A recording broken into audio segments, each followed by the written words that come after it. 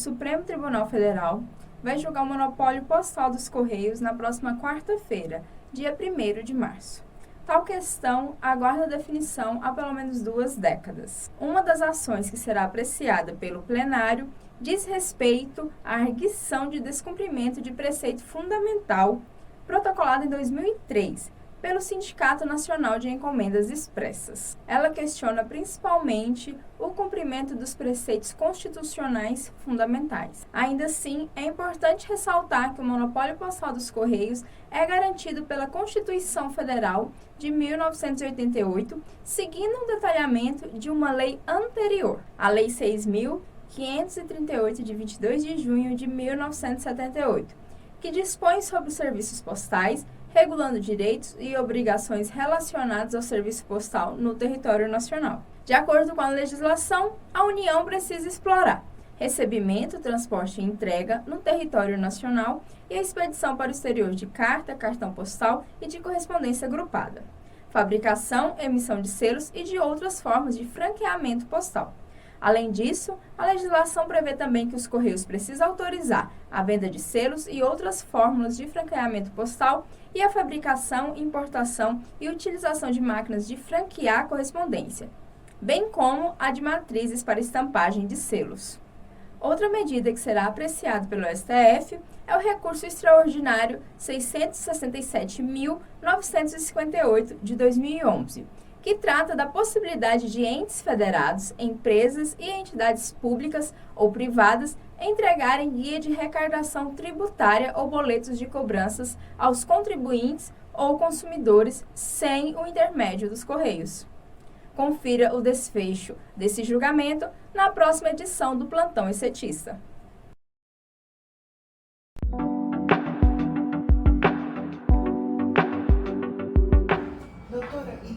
Pessoas que já foram realinhadas. Ah, sim, temos muitas. Sim, e elas, algumas delas entram em contato com a gente dizendo que cada referência que ela recebeu não chegou a 5%. Em algumas é 1,98%, outras 2,5%. Eu queria que a senhora explicasse por que cada referência não é 5%. Isso. Olha, a gente tem a tabela de NM, NS e NT, que é a tabela vinculada, criada lá no PCCS 2008. Lembrando que o Correio matou a tabela do RS, que era do PCCS 95, ele nunca mais atualizou.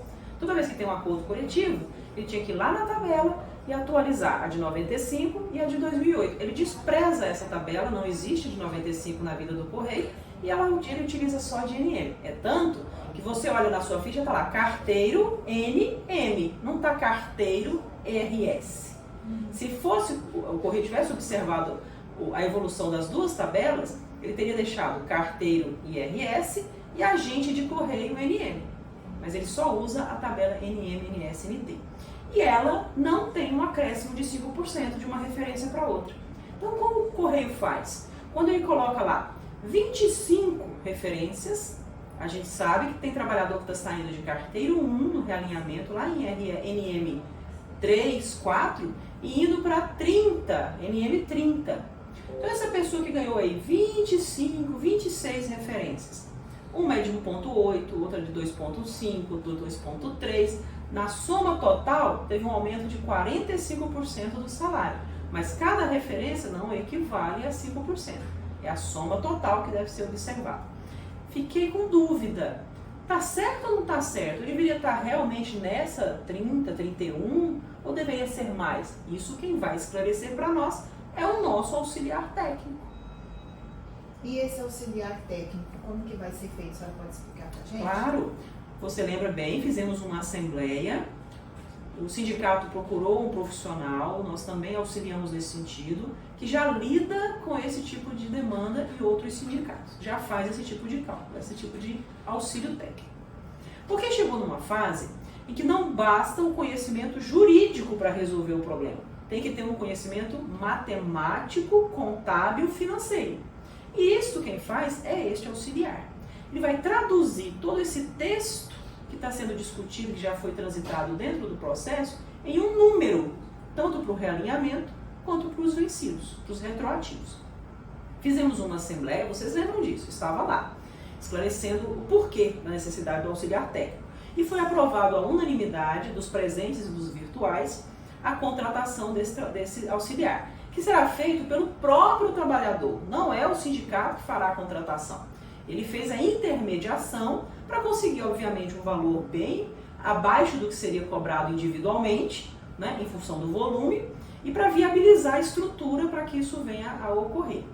O auxiliar técnico, os auxiliares técnicos, constituem-se uma empresa. Eles farão um site, deve ser lançado agora no início do mês de maio. O trabalhador vai, de março, isso. O trabalhador vai acessar esse site e fazer a contratação do auxiliar técnico. Nesse primeiro momento, o auxiliar técnico vai analisar o realinhamento feito pelo correio, fazer um laudo sobre esse realinhamento, fazer o realinhamento ajustado, como deve ser, e fazer um laudo sobre esse realinhamento ajustado. E é isso que a gente vai apresentar para o juiz, dizendo qual é o realinhamento adequado que deveria ter sido pago ao trabalhador. O Correio já fez bastante, em função dessa questão dos parâmetros terem sido resolvidos e transitados, muita coisa já avançou. É tanto que os trabalhadores estão tendo um grande aumento de salário base e de consequência de remuneração. A gente tem que lembrar que aumenta o salário base, o anuênio em cima do salário base, o adicional de carteira em cima do salário base, o adicional de motorizado em cima do salário base, o FGTS em cima do salário base, hora extra em cima da remuneração. Então, lá no final, na remuneração, o volume também é bem mais alto. Passado essa etapa de discussão do realinhamento, feita por meio da ajuda do auxiliar técnico, aí nós vamos para uma segunda etapa, que é o cálculo das parcelas vencidas. Por que é importante, Dirlene, a gente não ser afoito nessa etapa agora? Veja, quem melhor do que eu, quem mais do que eu, talvez o próprio trabalhador queira, vocês queiram, mas eu acho que ninguém mais do que eu, que todo dia labuta em cima desse processo, pode querer o encerramento dele, a finalização dele. Claro que eu quero, mas não ao preço de não fazer um realinhamento ajustado.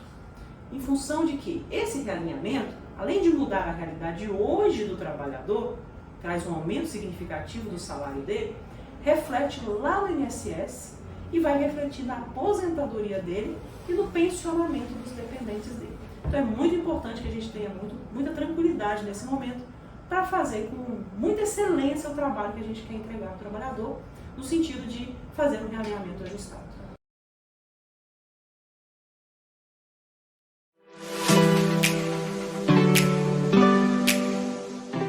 Você sabia que a atuação dos Correios é constitucional? Isso porque a prestação do serviço postal no Brasil é garantida pela Constituição Federal, em seu artigo 21, inciso 10. Dessa forma, os Correios se faz presente em todos os municípios brasileiros e diversos distritos, alcançando qualquer endereço e qualquer brasileiro. Ou seja, é um serviço universal e democrático.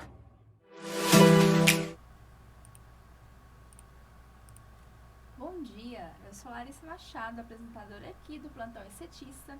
Na semana passada, nós recebemos o deputado Mauro Ruben e o dirigente sindical Eliseu Pereira para falar sobre endereçamento e como incluir essa pauta no plano diretor da cidade, das cidades dos municípios goianos. Após o quadro, o Eliseu comentou sobre as ações que o Sintect GO vem realizando aí nos últimos anos para tentar solucionar essa questão. Vamos conferir? Então, Larissa, a gente elaborou, eu lembro na época a gente elaborou um ofício, encaminhamos para todas as câmaras municipais, presidentes de câmaras municipais e para os prefeitos, isso em 2014. E na época, o então diretor regional aqui do Correio aqui em Goiás, na época que era o Repolho, o seu Sérgio Douglas Repolho Negri, ele pegou aquela cartilha que eu citei, que o Correio fez lá no Paraná, a cartilha de plano diretor postal. Na verdade, era uma orientação como as prefeituras fazer projetos de lei para resolver o problema, as câmaras municipais fazer o projeto e aprovar e os prefeitos sancionar e pôr em prática. E, assim, foi disseminado para todo o estado de Goiás, todos os municípios. Não poupamos recursos, não poupamos esforços. No entanto, o retorno foi bem fraco, a realidade é essa. Nós conseguimos audiências públicas acho que em 20 cidades. Eu me lembro que a gente fez audiência pública em Goianésia, aqui em Goiânia, Anápolis, Porangatu, Aparecida de Goiânia, Aruanã, São Miguel do Araguaia, Araguapaz, Quirinópolis, e eu devo ter esquecido um ou outro aí, mas foram esses os municípios que deram retorno para a gente, que abriram espaço para a gente discutir.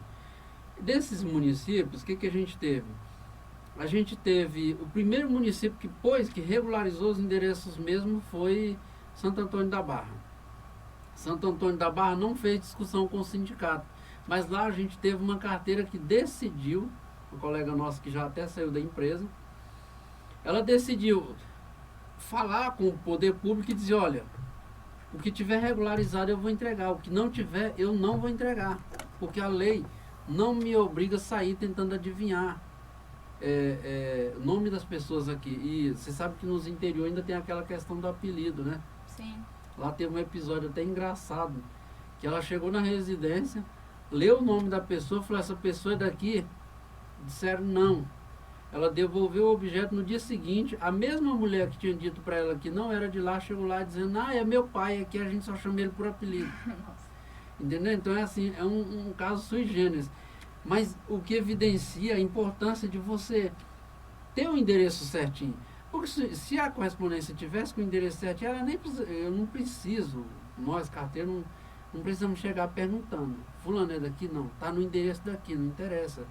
Se é ou não é, minha obrigação é deixar o objeto onde está o endereço. Uhum. E essa colega nossa, depois de uma discussão com o pessoal da Câmara Municipal, eles entenderam que estavam perdendo o debate, porque eles entendiam que ela tinha que entregar por nome, ela mostrou o que diz a lei, e aí ela começou a orientar a população. Tem até reportagem do Jornal Popular, Sim, que se deslocou daqui para ir lá fazer reportagem com ela, onde ela falava para a população, olha, se você pôr um número na tua casa, pode ser com giz, com batom, com carvão, mas se tiver o número identificado, o teu objeto vai chegar na tua mão. Agora, se não tiver o número identificado, eu vou ser obrigado a devolver. E a população abraçou a causa. Aí o poder público percebeu que estava perdendo esse debate e resolveu abraçar a causa também.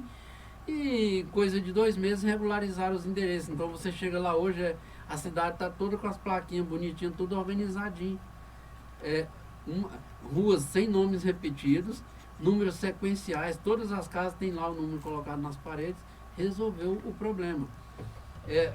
Nós citamos aqui o caso de Quirinópolis, que também deu certo. Você tem Paranaiguara, você tem, se não me engano, Aragarças, né? Que também regularizou a numeração bonitinha. Você tem outras cidades que são bem numeradas, como acho que é Jataí também, uma cidade bem numerada.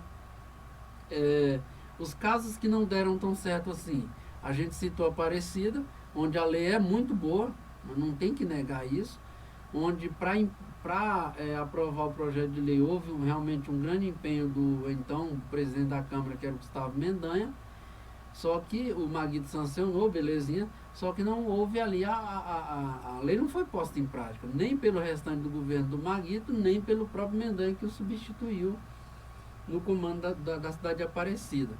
Um outro caso que houve muito empenho, tudo mais para aprovar a lei, mas não foi posta em prática efetivamente, e que tornou um transtorno imenso para quem lida com o endereço, foi Goianésia.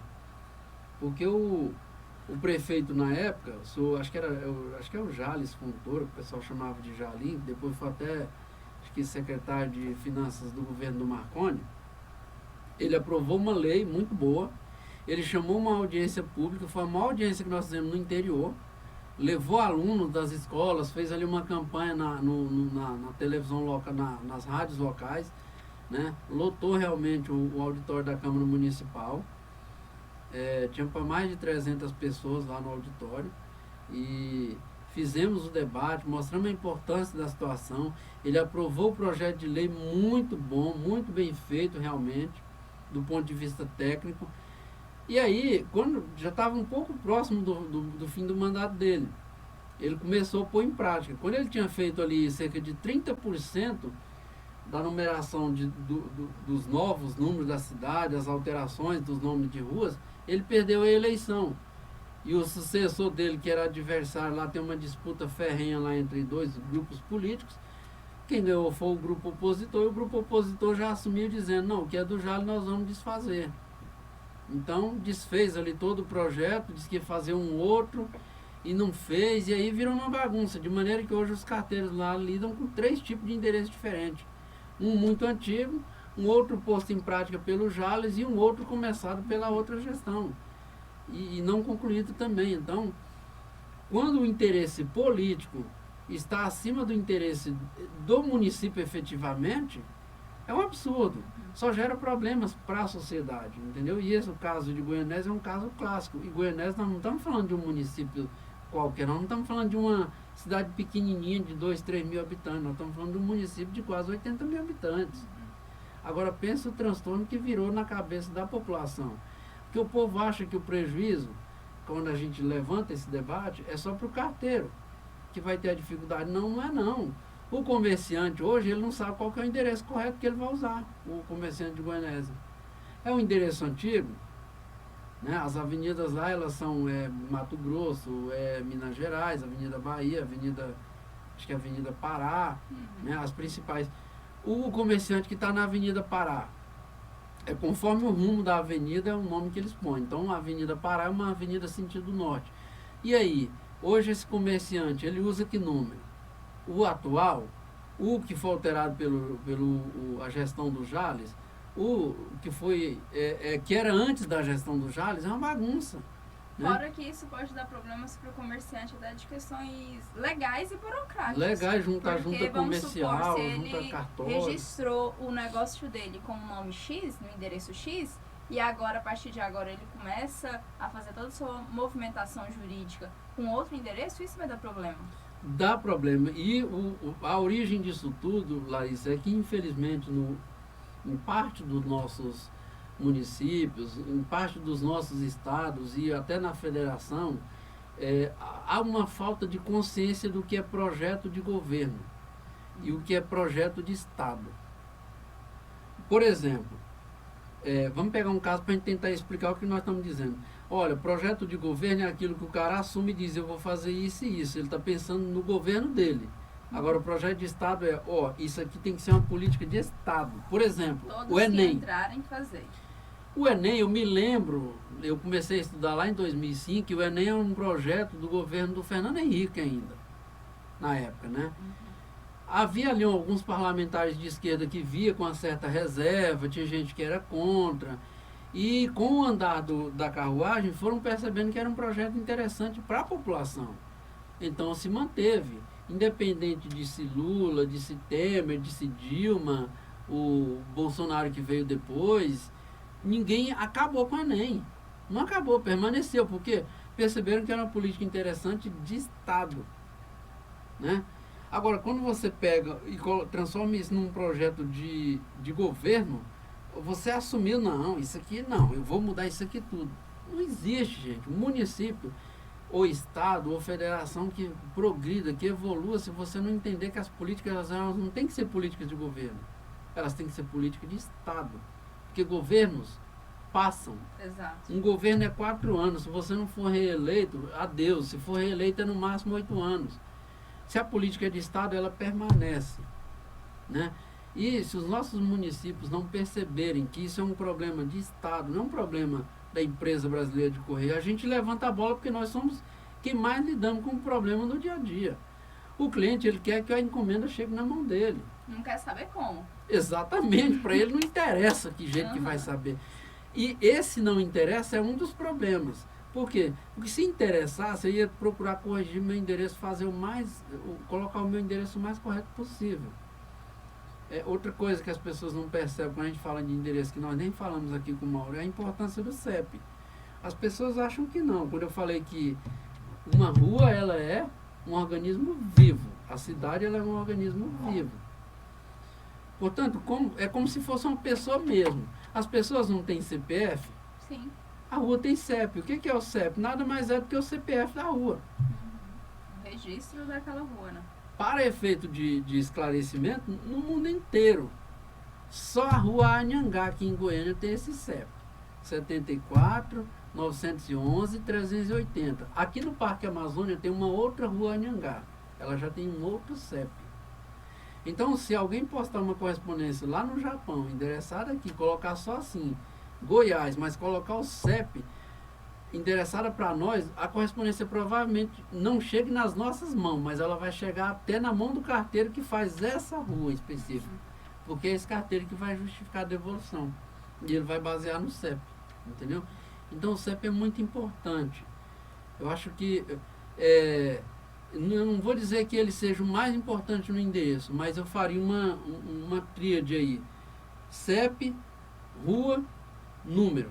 Se você colocar isso no seu endereço, o restante, o nome da cidade, o nome do, vamos dizer assim, do estado, o restante fica supérfluo. Se você colocar esses 3, o objeto chega na sua mão. Por quê? Porque o CEP 74.000 é um CEP exclusivo de Goiás, o CEP 911, no caso, é um CEP específico aqui da região da Vila Brasília, em Goiânia, e o 380 é específico dessa rua, entendeu? Então falta toda essa noção da importância dessas coisas no endereçamento e da noção das pessoas, o quanto é complicado e que poderia ser muito mais simples no nosso trabalho, né? Eu falei aqui com o Mauro, esqueci de completar a informação, em Goianésia era 23% o índice de Goianésia, não, Quirinópolis, o índice de devolução de objetos postais por problemas no endereço. Depois que corrigiu, caiu para 2%. Ou seja, 21% a menos de devoluções. Quem é o beneficiário com isso? É a população que recebe seus objetos de forma mais ágil, né? Tem uma garantia maior de que esse objeto efetivamente vai chegar, né? E para nós é aquela eliminação do retrabalho, né? Porque a correspondência chega aqui na mão do carteiro. Uma coisa é eu ir lá e entregar ela. Encerrou o meu serviço. Outra coisa é eu peguei esse objeto não tem endereço, então eu vou ter que colocar ele aqui à parte, vou fazer o trabalho de entrega dos demais, e quando eu chegar eu vou ter que bater pelo menos 3 carimbos nesse objeto. É um carimbo de devolução ao remetente, um carimbo com as justificativas e um carimbo com o meu nome e a minha matrícula, e assinar e justificar porque que eu estou devolvendo. Então percebe, eu vou fazer 5 coisas diferentes que eu não precisaria fazer se eu tivesse entregue. Então muitas vezes no dia a dia do carteiro, hoje é lógico que a gente tem também a devolução eletrônica, mas não são todos que são devolução eletrônica. Então no dia a dia do carteiro, se ele consegue entregar, ele está agilizando a vida dele, a vida do cliente. Se ele tem que devolver, não.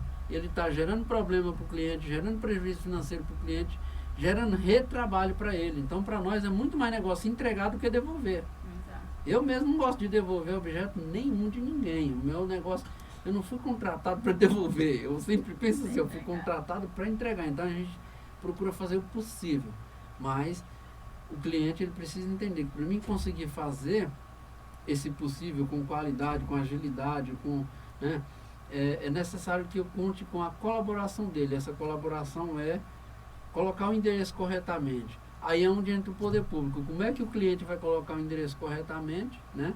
Depois de conversar com o Mauro aqui, por exemplo, o colega já entrou em contato comigo. Eliseu, aqui em Campestre abrindo novos bairros. Os novos bairros que estão abrindo, ao contrário do centro, que é tudo rua e número, já estão colocando quadrilote. E o poder público, parte do poder público achando que não tem nenhum problema, que isso não interfere no trabalho do correio.